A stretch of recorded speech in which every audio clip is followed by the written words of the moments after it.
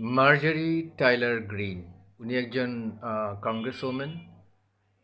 তাকে কয়দিন আগে উনি উনি ওনার কারণেই অ্যাবস্টেন ফাইলস রিলিজ হয়েছে। ওনার কারণেই যারা শিশুকালে ভিকটিম ছিল তারা বড় অবস্থায় যে সু- আহ, বাল পূর্ণবয়স্ক অবস্থায় বয়স্কা অবস্থায় আহ, মার্জারি গ্রিন মার্জারি টাইলার গ্রিনের পিছনে দাঁড়িয়েছিল যখন এই দাবি করছিল। তারা তো সাক্ষী দাঁড়িয়েই ছিল, বেঁচেও আছে।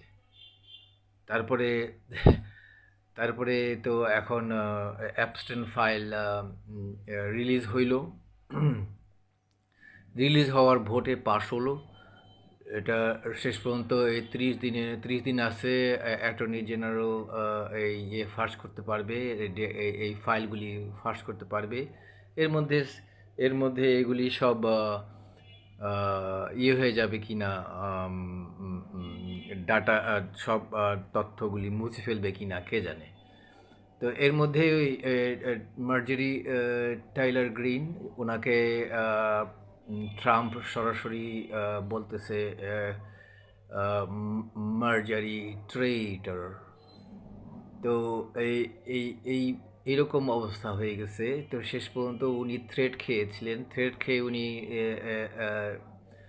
সাহায্য চেয়েছিলেন। শেষ পর্যন্ত চেয়েছিলেন ঠিক না, বলেছেন যে আমি থ্রেট খাচ্ছি। তারপরে এখন তো শেষ পর্যন্ত অ্যাবস্টেইন ফাইল রিলিজ হওয়ার পরে নেতানিয়াহু কইছে যে অ্যাবস্টেইন হানি ট্র্যাপ করতো ইসরায়েলের পক্ষে।